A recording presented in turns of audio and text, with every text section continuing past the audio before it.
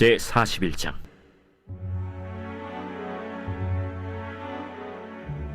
만 2년 후에 바로가 꿈을 꾼즉 자기가 나일 강가에 서 있는데 보니 아름답고 살진 7 암소가 강가에서 올라와 갈밭에서 뜯어먹고 그 뒤에 또 흉하고 파리한 다른 7 암소가 나일 강가에서 올라와 그 소와 함께 나일 강가에 서 있더니 그 흉하고 파리한 소가 그 아름답고 살진 7 소를 먹은지라. 바로가 곧 깨었다가 다시 잠이 들어 꿈을 꾸니 한 줄기에 무성하고 충실한 7 이삭이 나오고 그 후에 또 가늘고 동풍에 마른 7 이삭이 나오더니 그 가는 7 이삭이 무성하고 충실한 7 이삭을 삼킨지라.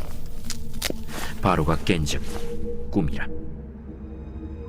아침에 그의 마음이 번민하여 사람을 보내어 애굽의 점술가와 현인들을 모두 불러 그들에게 그의 꿈을 말하였으나 그것을 바로에게 해석하는 자가 없었더라. 술 맡은 관원장이 바로에게 말하여 이르되, 내가 오늘 내 죄를 기억하나이다. 바로께서 종들에게 놓아사 나와 떡 굽는 관원장을 친위대장의 집에 가두셨을 때 나와 그가 하룻밤에 꿈을 꾼즉 각기 뜻이 있는 꿈이라. 그곳에 친위대장의 종된 히브리 청년이 우리와 함께 있기로 우리가 그에게 말하매 그가 우리의 꿈을 풀되 그 꿈대로 각 사람에게 해석하다니 그 해석한 대로 되어 나는 복직되고 그는 매달렸나이다. 이에 바로가 사람을 보내어 요셉을 부르매 그들이 급히 그를 옥에서 내놓은지라. 요셉이 곧 수염을 깎고 그의 옷을 갈아입고 바로에게 들어가니 바로가 요셉에게 이르되, 내가 한 꿈을 꾸었으나 그것을 해석하는 자가 없더니 들은즉 너는 꿈을 들으면 능히 푼다 하더라. 요셉이 바로에게 대답하여 이르되, 내가 아니라 하나님께서 바로에게 편안한 대답을 하시리이다.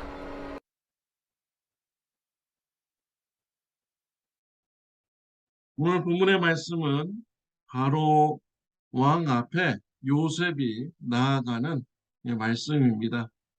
요셉은 감옥에서 나가고자 사람을 의지하였습니다.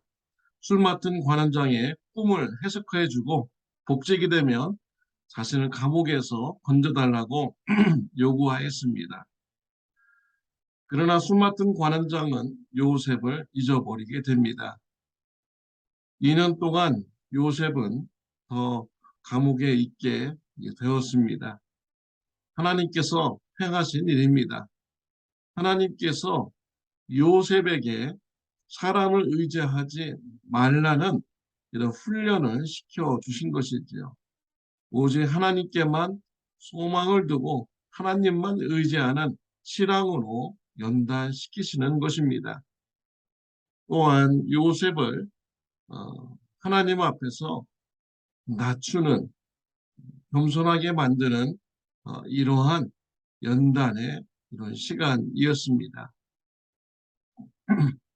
2년의 세월이 지났습니다. 하나님께서 역사하시는 때가 되었습니다. 바로 왕이 잠을 자다가 꿈을 꾸게 됩니다. 강가에서 살찐 암소 7마리가 올라옵니다. 갈대를 뜯어먹습니다. 그런데 그 뒤에 마른 암소 7마리가 올라와서 살찐 암소를 다 잡아먹었습니다. 바로 왕은 이 꿈을 보고 놀라게 되고 깨어나게 됩니다. 다시 바로 왕은 잠을 잤습니다. 한 줄기에서 7 이삭, 충실한 이삭이 나오는 것을 보게 됩니다. 근데 바로 공풍이 불은 마른 이삭 7이 나와서 충실한 이삭 7을 삼키는 꿈을 꾸게 되었습니다. 꿈에서 깨어난 바로 왕은 놀라게 됩니다. 범상치 않은 꿈인 것을 느끼게 되었죠. 그렇지만 그 꿈을 왕은 해석할 수가 없었습니다. 그래서 온 나라에 있는 점쟁이들, 무당들, 꿈 해석가들을 다 불러서 꿈을 얘기하고 해석하라고 합니다. 그 어느 누구도 그 꿈을 해석하는 자가 없었습니다. 여기에서요, 우상의 무능함을 보게 됩니다. 바로 왕은요, 애굽에서 신의 존재입니다. 태양신의 아들이라고 하면서 사람들이 신으로 섬기는 자가 바로 살아있는 바로 왕입니다. 이런 바로 왕이 꿈을 꾸고서 해석도 못하고 또 그 꿈을 해석하지 못해서 근심하고 걱정하는 이러한 무능한 이런 우상의 존재의 모습이 나오고 있죠. 또한 애굽에 있는 점쟁이들, 무당들, 꿈 해석가들을 다 불러서 해석하라고 했는데 그들도 해석하지 못했습니다. 무능한 우상의 이런 모습인 것입니다. 이때 술 맡은 관원장이 요셉을 기억하게 됩니다. 감옥에서 자신의 꿈을 해석해주고 그 꿈대로 자신이 복직되었다라고 하면서 요셉을 바로왕에게 전해줍니다. 바로왕은 즉시 사람을 시켜서 요셉을 불러오게 하였습니다. 신하들은 요셉을 데리고 와서 수염을 깎고 또 옷을 갈아입혀서 바로왕 앞에 내놓습니다. 요셉의 이야기에서 옷은 매우 중요한 변환점이 됩니다. 아버지 야곱은 요셉에게 채색 옷을 입혀서 사랑받는 존재임을 나타냈죠. 형제들은 요셉의 옷을 뺏어서 벗기고 찢어서 곡물의 피를 묻힙니다. 요셉은 구덩이에 던져집니다. 애굽의 노예로 팔려지게 되었습니다. 형제들은 요셉의 옷을 아버지에게 가지고 가서 아버지를 속입니다. 야곱은 옷 때문에 속임받아서 요셉이 죽은 줄 알고 큰 슬픔 가운데 빠지게 됩니다. 애굽으로 팔려온 이 요셉, 부디발 장군의 집에서 총무로서 높은 노예 중에서도 그래도 높은 위치에 있게 됩니다. 그런데 보디발 장군의 아내가 요셉의 옷을 가지고서 요셉에게 억울한 누명을 씌웠습니다. 그 옷 때문에 요셉이 감옥에 갇히게 되었습니다. 옷이 참 중요한 변환점이죠. 이제는 요셉이 옷을 갈아입고 궁궐에서 주는 옷으로 입고 바로 왕 앞에 나아가게 됩니다.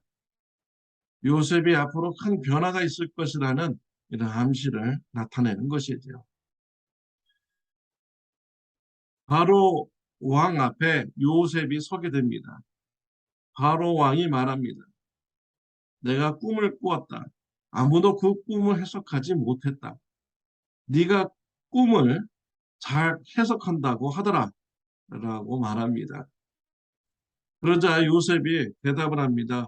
매우 의미 있는 대답을 하였습니다. 16절에 보면 요셉이 바로에게 대답하여 이르되 내가 아니라 하나님께서 바로에게 편안한 대답을 하시리이다 라고 대답하였습니다.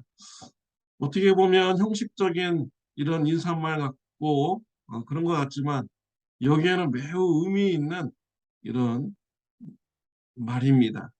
먼저 요셉이 꿈을 해석하지 않는다는 것이죠. 꿈의 해석은 하나님께 있다라는 것입니다. 요셉은 자신이 하나님 자리에 올라가지 않았습니다.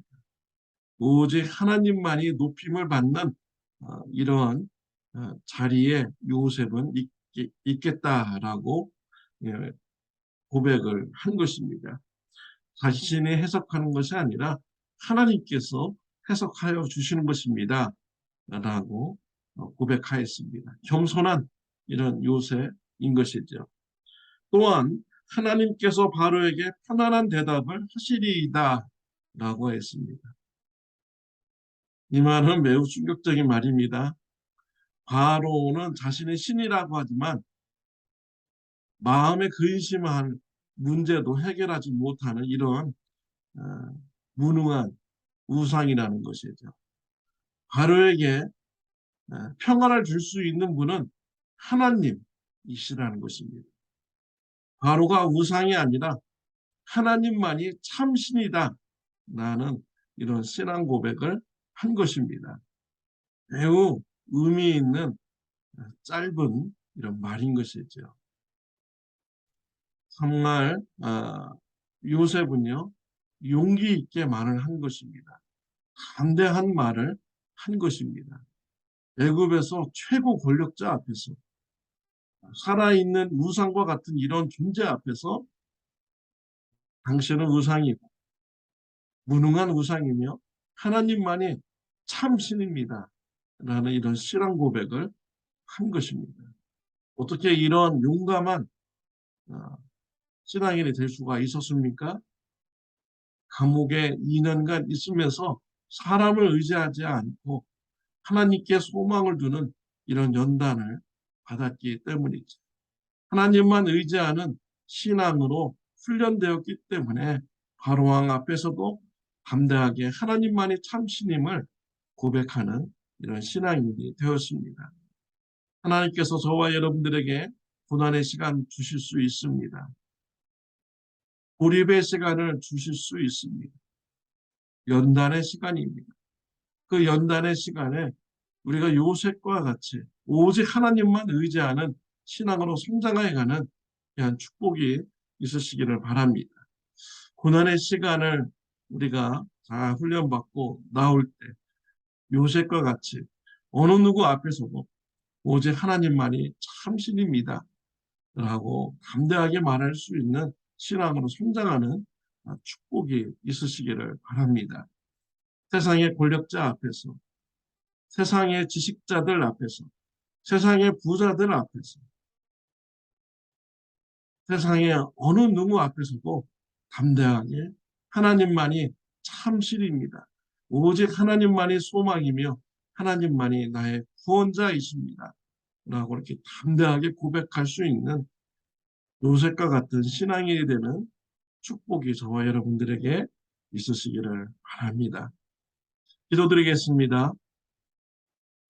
하나님 아버지 감사합니다. 오늘 요셉의 신앙을 보면서 우리가 세상 가운데에서도 오직 하나님만이 참신임이고 구원자이심을